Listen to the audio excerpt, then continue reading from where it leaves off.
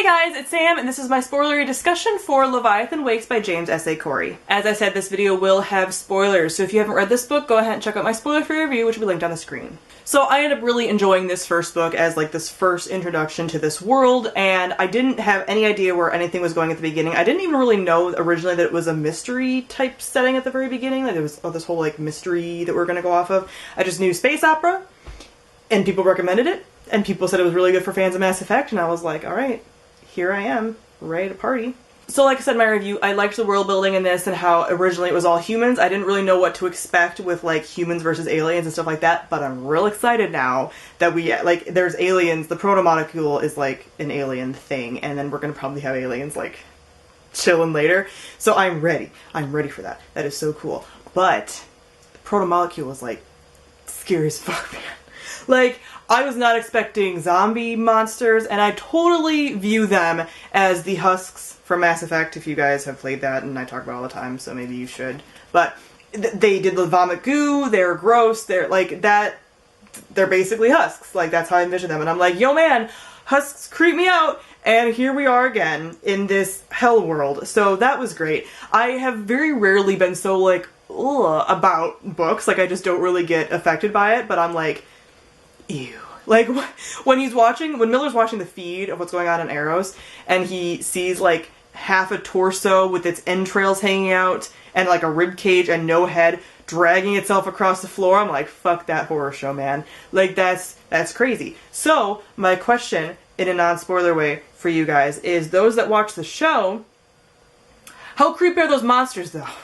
Because I eventually am going to watch a show when I finish this series, because I don't want to get spoiled for anything. I know how TV shows tend to bring in later plot elements earlier than anticipated, so I don't want to start watching it before I've finished the whole series. But I'm like, woo man, like, that's going to be creepy on TV.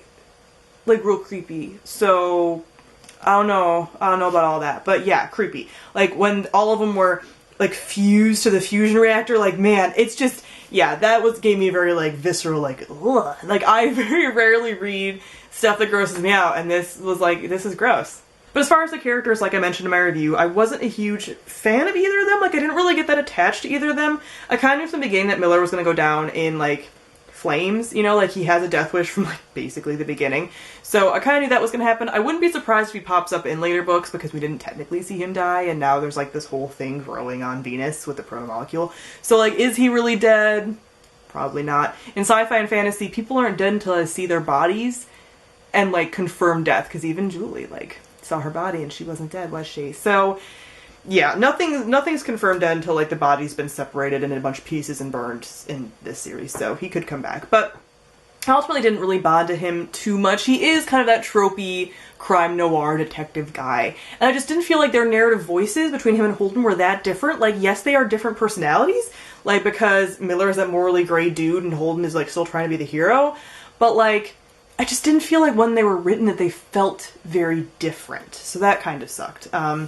But, yeah, and then the female characters, man, like, damn it, I hope Naomi gets, like, more of a spotlight, because I think she's so awesome and so amazing, but she's really just turned into, like, this love interest character, and, like, again, a motivator for the male character, like, no, like, him always looking and being like, what would she want me to do?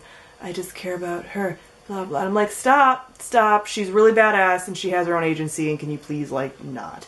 And then all the stuff with Julie and Miller was just, like, so weird, because he became, like, so obsessed with her, and I was waiting for the narrative to say, like, this kind of isn't cool, you know?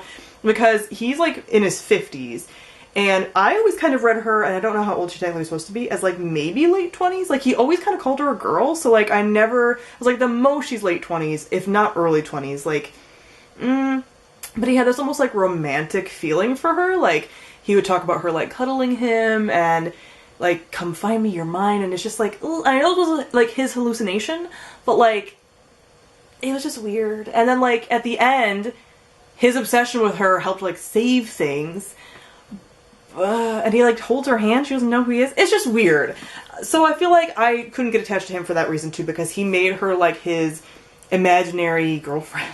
Like, this manic pixie dream girl in his mind, because he never actually got to interact with her until the very end. So it was just weird, and I did not like the lack of agency for the female characters. Yes, there are female characters in positions of power, they're around, like vaguely within the world, but I need more from them. I want to have an equal balance of like really badass male characters and really badass female characters. And I feel like that would help the narrative voice thing too, because hopefully you would write people of different genders as like feeling different narratively. So maybe, but like, yeah, that was kind of what brought it down for me. I still really enjoyed it, but like brought it down for me. And then as far as the plot, like I said in my review, it kind of plodded along at the beginning for me, but when it finally started to be revealed like what exactly this is, like what is this virus, all of that kind of stuff, and it was very like bam bam bam. Like I liked that almost this felt like to me, and I think this is why people recommend it for Mass Effect fans, it felt like all these different missions were like missions in a video game.